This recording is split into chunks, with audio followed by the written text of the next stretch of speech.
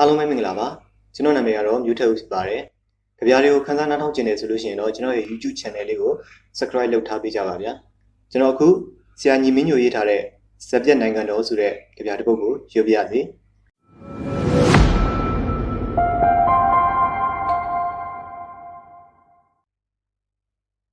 ဇက်ပြက်နိုင်ငံတော်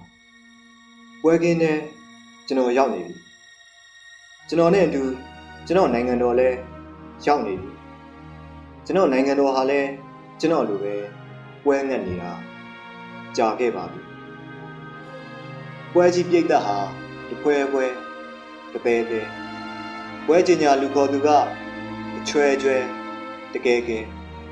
ရုံခါတဲ့အကြောင်းထက်တလဲလဲအော်ကျွန်တော်နဲ့နိုင်ငံတော်ပြောတယ်လက်မှတ်မပါရှက်စရာလို့ပွဲကင်းကပြောတယ်စာမဖတ်တာရှက်စရာလို့ကျွန်တော်ကယုံကြည်တယ်စာဖတ်အောင်လုံးမပေးနိုင်တာပို့ပြီးရှက်စရာလို့နိုင်ငံတော်ကဒူးထောက်နောက်ဆုံးပဲအိမ်နဲ့လွယ်မဲ့ညာလို့ပွဲကင်းကပြောတယ်နောက်ဆုံးတော့အိတ်ထဲအကုန်ထည့်ပြီးတိုင်းပြည်ကိုအကျွေးတွေနဲ့မျက်နှာလွှဲခဲ့ပြစ်ခဲ့တယ်လို့ကျွန်တော်ဆိုကမ္ဘာအစင်းရဲဆုံးအဆင့်ကနေကမ္ဘာအဆုတ်ပြတ်ဆုံးအခြေအနေအထိနိုင်ငံတော်ညံ့ခဲ့ချင်းခဲ့တယ်လို့နိုင်ငံတော်ခရဲရဲကောက်ချက်ချတယ်ရွှေပွဲလာရွှေပွဲလာရွှေပွဲလာလို့ပွဲကင်းကကြောကြောအော်ခေါ်တယ်ဖြာနေရသေးသေးကို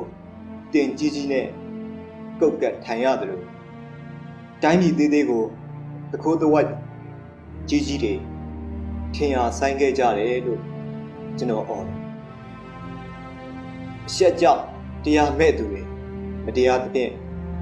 နေရာယူအုပ်စိုးခဲ့ကြတယ်လို့နိုင်ငံတော်ပြန်အော်တယ်ဇက်အဖွင့်ဒီလုံးကမြိုင်မြိုင်ဆိုင်ဆိုင်ညညူးစရာတွေအများကြီးတဲကကျွန်တော်နဲ့နိုင်ငံတော်အမှုပညာတွေးဝေးလာတယ်ရိုးသားတဲ့နိုင်ငံသူနိုင်ငံသားတွေပွဲကင်းနဲ့ဝင်လာတယ်ကျူစင်နဲ့နိုင်ငံသူနိုင်ငံသားတွေပွဲကင်းနဲ့ရောက်လာနှင်းပြောက်တဲ့ຫນွေဦးရောက်ပြီလေအဖွင့်သချင်းနဲ့ပွဲကင်းကညီတန်းပြိုးတယ်အခက်ခဲတွေကြားကမြမဒီမိုကရေစီຫນွေဦးလို့ကျွန်တော်ကဖြစ်ကြွေးတယ်သီလသမာဓိပညာပြောက်တဲ့ຫນွေဦးကို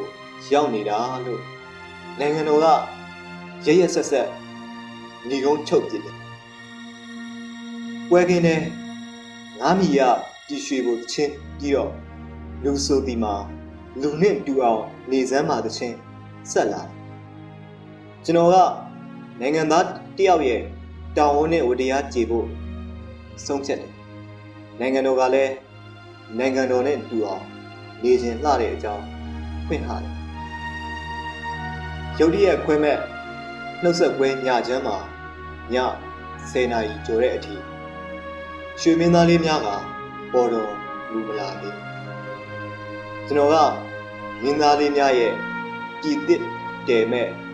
ဇက်ပနက်ကိုမျောနိုင်ငံတော်ခမရလဲရွှေမင်းသားလေးများကိုလေတဆန့်ဆန့်ဆိုတော့ချမ်းချမ်းကဖះသချင်းတစ်ပုတ်တီဆိုရင်ချမ်းနေပြီလားလို့ပွဲကင်းတွေကကျွန်တော်ကိုနှုတ်ခွန်းချွေတယ်နိုင်ငံတော်ရဲ့နိုင်ငံရေးလောကရန်နှင်းရိုင်းတွေရဲ့ကျင့်သားရခဲ့ပါပြီလို့နိုင်ငံတော်ပြန်ပြေတယ်ဖះကြော့တယ်စလိုက်နီးရောင်စုံပြောင်းတယ်မြူးမြူးကြွကြွနောက်ခံတေးဂီတနဲ့ရုတ်တရက်ထွက်ကြလာတဲ့နိုင်ငံတော်သချင်းတီးလုံးမှာကျွန်တော်အလင်းအမြန်ထရက်နိုင်ငံတော်ကလည်းနိုင်ငံတော်သချင်းကိုလေးလေးစားစားအလေးထားပြီးပနာမအဖွင့်ပြီးမှာမြမဇက်သပင်ရဲ့ရွှေမင်းသားလေးများအိန္ဒိယတေးသွားနဲ့အာပါတိယကကျွန်တော်ကမျက်ခုံးပင့်ရင်ရွှေမင်းသားတွေကိုဝေးတယ်နိုင်ငံတော်ကမျက်မှောင်ကျုံဇက်သပင်ရဲ့အနာဂတ်ကိုဝေးတယ်နုပညာဝန်းစာထက်သမုဒ္ဒရာဝန်းတထွာက ပိုအရေးကြီးတယ်လို့ပွဲကင်းကပြတယ်။ဆိုင်မပါတဲ့ပွဲဟာစားမပါတဲ့ဟင်းလိုပဲလို့ကျွန်တော်ကခံစားတယ်။နိုင်ငံတော်ကသူ့အမှုတစ်ခုမှလက်ရာတွေပျက်စီးကုန်ပါပြီလို့ညင်းညူတယ်။ရှိတာလေးနဲ့တက်တာလေးနဲ့ကျူးစားဖြောဖြေရှာတဲ့စင်နှိမ်ထက်ကသူတို့ကော့ကောကန်ကမပွဲမရနဲ့ညူးကျင်ထူးကျင်ယူကျင်တဲ့စင်အောက်ကသူတို့နိုင်ငံတော်နဲ့ကျွန်တော်ဟာတပ်ပြင်းကိုအကြိမ်ကြိမ်ချရတယ်စီဒီပြားတွေတစ်ချက်ပြီးတစ်ချက်ခွင်ရင်ပွဲကင်းဟာတဖြည်းဖြည်းအသက်ဝင်လာစပယ်ပန်းလေးအပြီးမှာလွမ်းသမားလေးမလွမ်းဖို့ဟာရောက်ရှိလာတယ်ကျွန်တော်နဲ့နိုင်ငံတော်ညည်ရည်ဆိုတယ်ဇမင်းသားလေးတွေခစ်ပေါ်အချင်းအဆူကောင်းကြတယ်လို့ကျွန်တော်နဲ့နိုင်ငံတော်ကနိုင်ငံတော်ရဲ့တိုင်းရင်းပြည်ရာကိုဇမင်းသားလေးတွေလို့အတန်ထွက်ကောင်းကောင်းနဲ့တာယာညိတ်ညောင်းစီစဉ်တယ်ညတကောင်ရံမှာတာယာရွှေပြည်မြို့ရိုးတကားအော်ပရာအော်တန်ဟစ်တန်တွေနဲ့တင်ဆက်လာလူငယ်ပြိတ်သက်ဟာစိတ်မပါလက်မပါစူညံပေါက်ကွဲစတိတ်ရှိုးပွဲကိုသာစောင့်နေနေတာပွဲကင်းတွေကလူငယ်တွေနဲ့အတူကျွန်တော်နဲ့နိုင်ငံတော်လဲနိုင်ငံတော်ရဲ့စတိတ်ဘော်ကရှိုးကို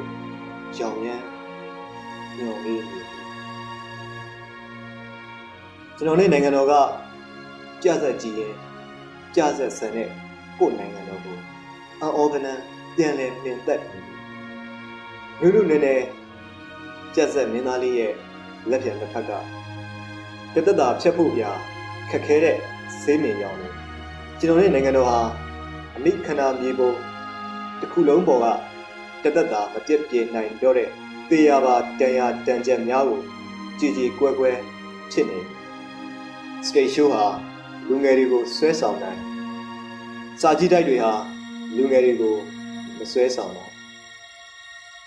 လူငယ်တွေပေါ်လွှမ်းမိုးမှုရှိတဲ့ hip hop ဆိုတော့ဂျီဖက်ကိုကြည့်ပြီးလူငယ်တွေကိုမလွှမ်းခြုံနိုင်တဲ့ကျွန်တော်နဲ့နိုင်ငံတော်ဝိုင်းဂျီဖက်ရဲ့တဲတဲ့မျက်ရည်မိုးမှာ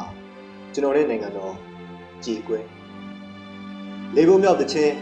စံဖြူသွားကျိုးနဲ့ဆိုတော့ဂျီဖက်ဟာကျွန်တော်နဲ့နိုင်ငံတော်ကိုပခုံးပုတ်လို့သွားအတန်ပြပြနဲ့ဂျီဖက်ဟာ6ပုံမြောက်တဲ့ချင်းကိုခြေပြားထောက်ပြီးတည်ဆိုတယ်ပြိတ္တကလည်းခြေပြားထောက်ပြီးနားဆင်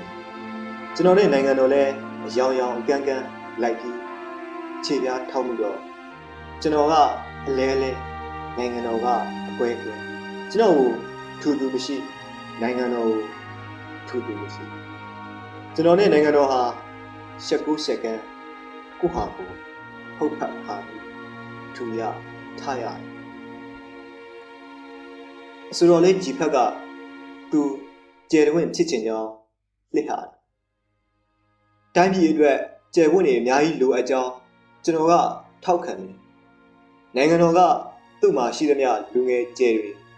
အနိုင်ကျင့်ဖြစ်စည်းခံလဲရကြောင်းအန်ကျိတ်ပြီးပြောတယ်အပြည်ပြည်ဆိုင်ရာလေစိတ်ကြီးလဲငိုလို့အချင်းနဲ့အဆိုတော်ကလေးဂျီဖက်နှုတ်ဆက်ကျွန်တော်နဲ့နိုင်ငံတော်ကလူငယ်တွေကိုခုထိဘာတချင်းနဲ့ဂုံပြရမှာတိတိကျကျမသိသေးကြောင်း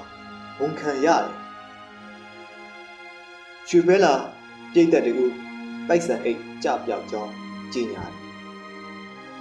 ကိုရှင်တရားတွေကြပြောက်ခဲ့တာကြာပြီဖြစ်တဲ့အကြောင်းကျွန်တော်ကပြောတော့နိုင်ငံတော်ကလည်းသူ့တရားစာတတွေအရင်အမြင့်လိုက်ကြောက်ရှခဲ့ရကြောင်းရင်ဖွင့်တယ်ရွှေပွဲလာကမှတ်ပုံတင်တင်ရဖို့အရေးကြီးကြောင်းပြောတယ်မှတ်ပုံတင်အရေးကြီးသလိုစာနာစိတ်ရှိတဲ့လူပီပီတတတယောက်ဖြစ်ဖို့လည်းရေးကြီးကြောင်းကျွန်တော်ကမှတ်ချက်ချနိုင်ငံတော်ကတိုင်းပြည်ကိုလက်ညှိုးထိုးရောင်းစားသွားတဲ့တရားမဝင်မှတ်ပုံတင်ခိုးတွန်တီမိသားစုတွေအကြောင်းသက်သေပြတယ်ဒီလိုနဲ့တကောင်ထက်ညထက်မနဲ့နိုင်တော့တဲ့ မပြောမရှင်ပွဲကင်းနဲ့နောက်ပိုင်းဇက်ထုတ်မပြီးတဲ့နောက်ပိုင်းဇက်ရှုပ်ရုံရင်းစံခတ်တထုံးတုံးတတိုင်းတိုင်းဘုံတိုင်းကျပွဲအပြီးမှာတော့ကျွန်တော်နဲ့နိုင်ငံတော်ရင်ဘတ်ပြိုင်သူဖြစ်ရင်ရှက်ကြီးတင်ငယ်ငိုခဲ့ကြပါတယ်ဒီနေ့ဆရာညီမင်းတို့ရဲ့ကြပြဖြစ်ပါတယ်အားလုံးကိုကျေးဇူးတင်ပါတယ်ဗျာ